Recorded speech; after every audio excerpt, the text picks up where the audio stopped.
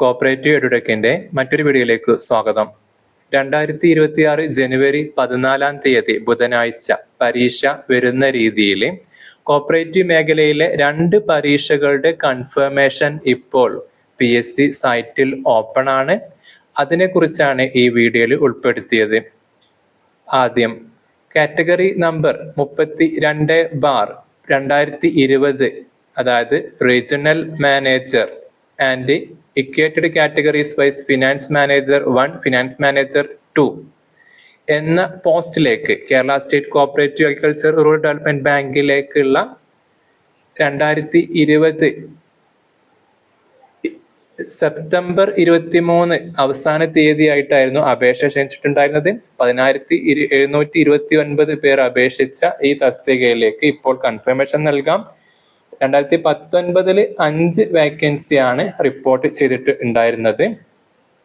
Video ആദ്യമായിട്ട് കാണുന്നവർ channel subscribe ചെയ്യുക. നിലവിൽ കേരള ഫിനാൻഷ്യൽ കോർപ്പറേഷന്റെ സിലബസ് വെച്ച് അക്കൗണ്ടിംഗ് ഗ്രേഡുകൾക്ക് ഗ്രേഡ് 2 അത്തരം പബ്ലിക് സെക്ടർ എന്റർപ്രൈസിലേക്കുള്ള പരീക്ഷയുടെ കോച്ചിങ് തുടരുന്നുണ്ട്.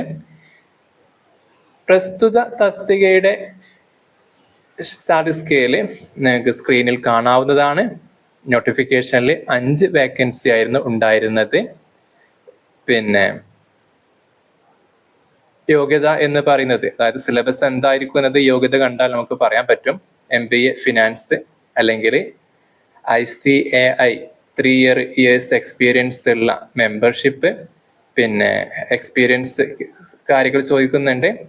അതിന് പുറമെ അല്ലെങ്കിൽ PG പ്ലസ് 50% PG-യും മാർക്കോട് കൂടിയ PG-യും HDC അല്ലെങ്കിൽ ZDC ഡിപ്ലോമയും, അല്ലെങ്കിൽ any degree plus HDC ZDC 60% കുറയാത്ത ഡിഗ്രി ആയിരിക്കണം, അല്ലെങ്കിൽ ഇല്ല ഡിഗ്രിയോ, അല്ലെങ്കിൽ പിന്നെ അഗ്രികൾച്ചർ ആൻഡ് ഹോർട്ടിക്കൾച്ചർ റെക്കഗ്നൈസ്ഡ് യൂണിവേഴ്സിറ്റിയിൽ നിന്ന് ഡിഗ്രിയോ, അല്ലെങ്കിൽ BSc കോർപ്പറേഷൻ എന്നിങ്ങനെ യോഗ്യതയുള്ളവർക്ക് അന്ന് അപേക്ഷിക്കായിരുന്നു. അതായത് 2020 സെപ്റ്റംബർ അപേക്ഷിച്ചവർക്ക് ഇപ്പൊ കൺഫർമേഷൻ നൽകാൻ പറ്റുള്ളൂ.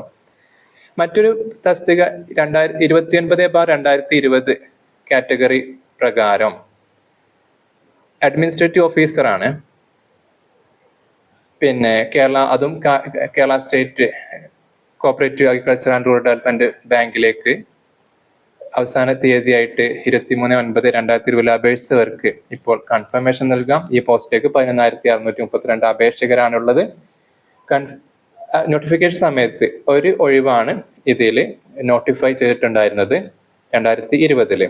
ഇതിന്റെ യോഗ്യതയിലും ചെറിയ മാറ്റങ്ങളോട് നേരത്തെ പറഞ്ഞതിനേക്കാൾ ചെറിയ മാറ്റങ്ങൾ ഇവിടെ കാണാൻ പറ്റും. MBA ഫിനാൻസ് അല്ലെങ്കിൽ MBA HR ഉൾപ്പെടുത്തിയിട്ടുണ്ട്. പിന്നെ നേരത്തെ പറഞ്ഞ യോഗ്യതകൾ ഇവിടെ കാണാം. യോഗ്യതകൾ വായിക്കുന്നില്ല. ഇത് യോഗ്യതയുള്ളവർക്ക് ആ 2020 അപേക്ഷിച്ചവർക്കാണ് ഇപ്പോൾ കൺഫർമേഷൻ നൽകാൻ സാധിക്കുള്ളൂ.